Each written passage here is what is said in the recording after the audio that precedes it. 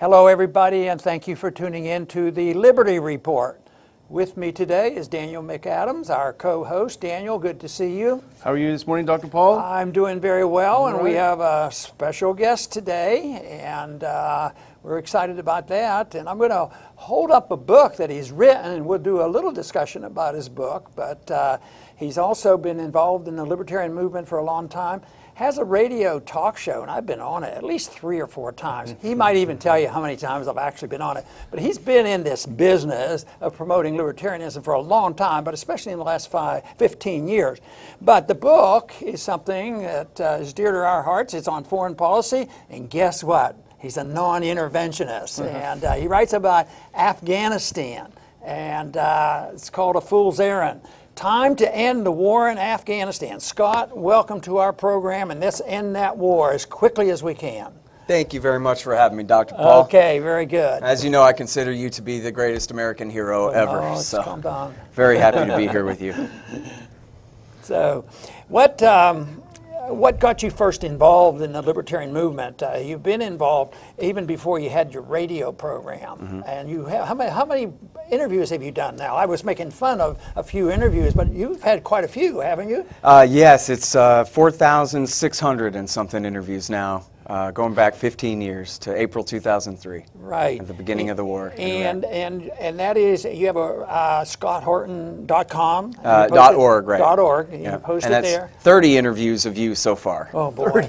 30. That ought to be enough. not quite yet. I got some questions still. Well, and also I see it a lot of times on antiwar.com. It pops up there Right. too. So you've worked with anti-war.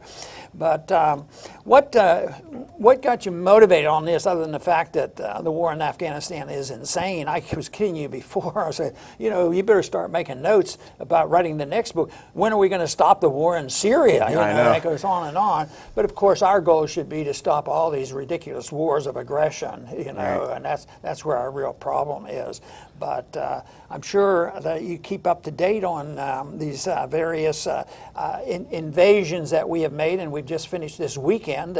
I guess you were very much aware of what was happening and probably not too encouraged by our reaction in Syria. Yeah, I mean, it could have been worse. It doesn't appear that the policy has changed back to regime change against Assad. But of course, anytime that they're bombing the Shiite partisan forces there, they're risking killing Iranians and possibly even Russians on the ground there, and that kind of thing really could escalate. Now, we talk a lot about Syria recently because they've been more in the news, but Afghanistan's been in the news for a long, long time. Yeah. And the way it started, we could spend a couple hours going into the details of that, and you have detailed a lot of this. But do you see similarities between how we slip into wars and get involved in Afghanistan, and yet we never seem to learn? Yeah, it is. It's the same in Afghanistan as it is in Yemen, Somalia, Iraq, and Syria, and Libya. Once they get in there, well, it's just another government program. They never can solve the problem that they claim that they're there to fix, and so they just make matters worse, and that gives them more to do. And so here we are, working on almost 17 years later and still occupying Afghanistan. Yes. Daniel, do you have a question for Scott? Yeah, Scott. You know, I've known you for a number of years. I've been on your show. Actually, just this last week I was on your show, and I love your show. You've really built something. But one thing your reputation is as a meticulous researcher. I mean, you dot the I's and cross the T's when it comes to these things. And I really think that's important at a time when people throw out opinions left and right. But I would like to talk about your book with that in mind. You know, and I remember because we talked as you were writing it, and you agonized, blood, sweat, and tears pouring out of your body as you were writing it, getting everything right. Walk us through writing the book and tell us what it's about if you can. Sure. Thanks. Yeah, I'm a big fan of yours too. So thanks. Okay, so the book actually started out, it was going to be refuting the war on terrorism in general. And then I basically got stuck in the Afghan quagmire, and Chapter 2 ended up becoming a whole book. So Chapter 1 is getting into this mess, for anybody familiar with Dr. Paul and the blowback argument. Chapter 1 is all about how Jimmy Carter, through Bill Clinton's policies, is what provoked the Al-Qaeda war against the United States. And then with the rest of the book, basically I make the case that, first of all, we didn't really have to invade. we could have negotiated with the Taliban to give over Osama bin Laden. But if you don't buy that and you say, no, we really needed to just bomb al-Qaeda, not arrest them, then okay, but we still didn't have to fight the Taliban. And then if you say, nah, but the Taliban hosted Osama bin Laden for 5 years, and so they had to go because I'm just so angry about 9/11, then okay, even if you had to carpet bomb the Taliban, you didn't have to create a new government in Kabul, and then you definitely didn't have to stay and build up this new government and take on all of its enemies as our own enemies. So now that our government has done that, we've picked a fight, to oversimplify it slightly, with the plurality Pashtun population of the country that we absolutely cannot defeat. Our side cannot defeat. And so they got into a war they didn't need to have, and then they built it up so big that now they're stuck in a quagmire and can't get out of it. Mm-hmm. And you know, our friend Eric Margulies, whose opinion we both value very much, his point all along has been we're taking the side of the communists in Afghanistan. We always have since we started. I mean, right, yeah, we switched sides. And really it's the guys that we were the backing. terrorists to the communists. That's right, the guys that we were backing in the 1980s against the Soviet sock puppets are the guys, the sock puppets are the ones we're backing now, the Tajiks and the Uzbeks and the Hazars in their war against those mujahideen. You know, there are so many ideas and different things happening, whether it's the drug war, or foreign policy, monetary policy, and all these things.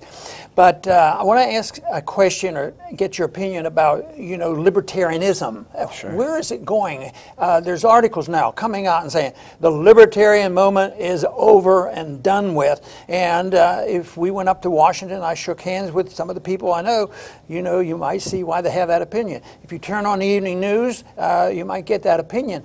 But I make an effort to try to refute that, and also to come down on the side of optimism. So tell me where you stand on that, on the unfairness of saying, well, libertarianism is, it's almost like it's orchestrated, and to show that we don't exist anymore. At the same time, it's always painted so negatively. Right. Well, part of our problem is we eschew power. And so instead of doing everything we can to insinuate ourselves in Washington, D.C. and take over policy creation, we kind of stay out here in the hinterlands complaining because we don't really want to do that much participating. And frankly, without you on the national level being interviewed on the cable TV news shows regularly as it used to be when you had your seat in Congress, we don't quite have the leadership that we used to have in terms of publicity. Although Rand has been doing some really good stuff, especially lately. But so I can see, again, agreeing with you, that I can see why the TV people and the Washington, D.C. establishment types, as far as they can tell, we're sort of absent. And yet, out in the country, it's not like that at all. I think that, primarily because of your two presidential runs, that did so much to boost the discussion about real economics, Austrian school economics, peace and limited government and all these things, and to show people, especially by example, really, that you don't have to be a liberal or a leftist or, some Michael Moore millionaire communist hypocrite to be anti-war, that you could be a Texas conservative Republican and be more anti-war than those people even. And I think that that is the real appeal of libertarianism. That's obviously my focus as well as yours. My primary focus is foreign policy. It's the worst thing our government does. And it's also, I think, it's the comparative advantage that us libertarians have, is that we stay anti-war when liberals are in power. Right. And so, when Donald Trump, somebody like Donald Trump, a populist right-winger who makes some anti-war promises, when he breaks them, we're the ones who stay consistent. And so whenever the parties in power shift back and forth, we get the flotsam and the jetsam. Everybody disappointed in Obama for not following through on ending the wars, and everybody disappointed in Trump. They come back to us. I think what happens sometimes, people don't realize the difference between political power, and you sort of alluded to that. At the same time, ideas are pretty important, and they sort of are in the background. Right. And but it makes a difference, and that's why I was surprised so often in campaigning that I thought, well, nobody knows about this, and all of a sudden I mentioned something, the drug war, or foreign entanglements, and non-interventionist foreign policy, and there's support out there. So the ideas have been out there. So I think if we're looking to see that libertarian ideas can only be present by a political knowledge and a political presence, I think you can be discouraged. But I think that the ideology is so important, because I think, you know, with the drug war, we've made progress there until we got the current Attorney General. Right. But I don't think he's going to get anywhere. I think nullification has been heard. I think the Federal Reserve has been out there, and in spite of the disaster of the foreign policy, I think the American people actually are with us on foreign policy. Why are we going into these wars? That's why the work that you do and all of us that try to do is getting the truth out, because I think truth is more powerful than all the power of these politicians. You know, truth wins out in the end. Absolutely. Well, and especially when their policies are completely crazy and wrong and immoral. You know, backing Al-Qaeda, the only enemies of the American people, against Assad because he's allies with Iran, who they may be the enemies of the American empire in the Middle East, but they never did anything to us. And yet our government prefers Al-Qaeda to Iran and Iran's friends. So that's a pretty easy argument to win, because we're right and they're not. Daniel? We talked a little bit about politics, and I'd like to get your take on this, Scott. You know, two-part question. Do you believe that Trumpism has hurt non-interventionism? And if you do, is it temporary, or has he done permanent damage? Not just non-interventionism, but libertarianism in general. No, I mean, I really think that Donald Trump is a side issue, really, to non-interventionism. I mean, he ran on promising war crimes. We're going to kill not just ISIS, we're going to kill their family members. We're going to bring back torture. It doesn't matter if it's good for getting intelligence. They deserve it anyway. We're just going to punish them with it. Right? So, you know, his instincts are very right-wing nationalist. And so, as part of that, that meant that he was against overthrowing secular dictators. At least he finally learned the lesson after Libya, which he supported the war in Libya. But he learned the lesson finally after that, that enough of overthrowing these secular dictators in favor of these jihadists. So, I mean, I think overall he's actually still better than Hillary would have been on Syria, even last Friday, included in that. I think, you know, if it was her, Zawahiri would probably already be on the throne in Damascus. You know, I think he was elected in part because half of what he said sounded kind of anti-war, and I think that overall the populist right, rank and file in America, sort of the Tea Party right, Republican voters, they're sick and tired of this. And they don't necessarily have really good arguments, just that look at how long it's been. How can it take 16 years to kill 400 men? What is going on, right? And so you have these families, they've lost one son in the wars, they don't want to lose their other son in the wars, and it's still going on and they can't stand it. So now when Trump bombs Syria, the polls show that Republicans support that, but I don't think with George W. Bush numbers, and I think that their overall sentiment of being over this foreign policy and wanting to see an end to it is still there. That's a good point. I guess it remains to see how much more damage he does as president. But, you know, I'm told, I won't say who, but, and I won't say I believe this either necessarily, but I know somebody who knows somebody in the White House, and they say that Trump absolutely wants out of Syria, wants out of Afghanistan. John Bolton, notwithstanding, does not want a war with Iran. He wants out of the Middle East and to spend this money at home like he always says. You know, there's this brand new article in the Washington Post this morning, or last night's Washington Post, where they say, it's about Russia specifically, but they say there's Congress's foreign policy, there's the president's foreign policy, and then there's the executive's branch foreign policy. And they just refuse. They're just completely insubordinate. They refuse to do what he said. So they tricked him when he kicked all those diplomats out. They told him, well, what we're going to do is we're going to kick out the same number of diplomats as our European friends. Well, they meant all the European countries together.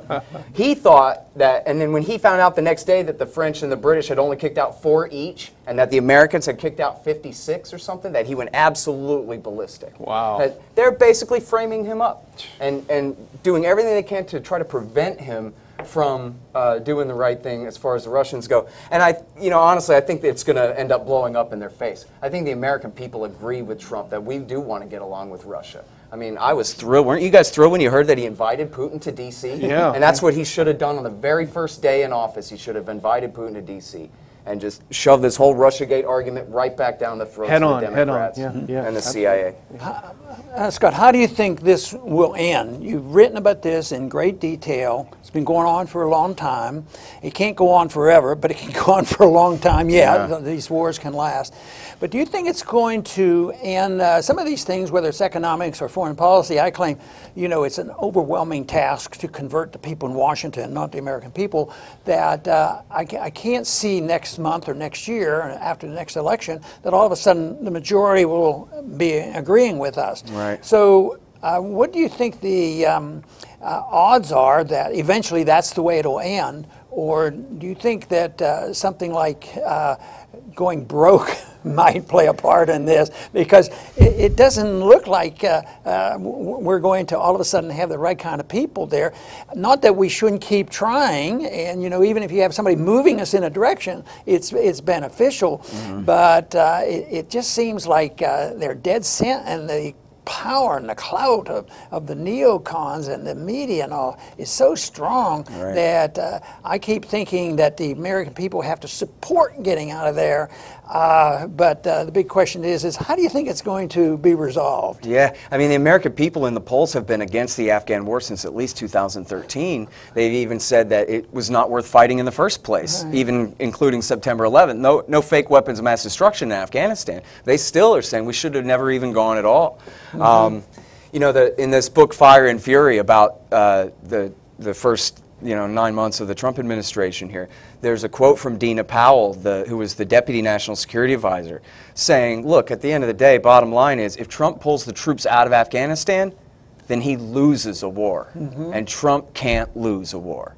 So they're just talking about politics there. And I just think that that's wrong. I think especially that Donald Trump, being Donald Trump, never a senator, never a governor. He didn't vote for this. He has nothing to do with it. He could have easily just come in and said, this is all Bush and Obama's fault. This is not my fault.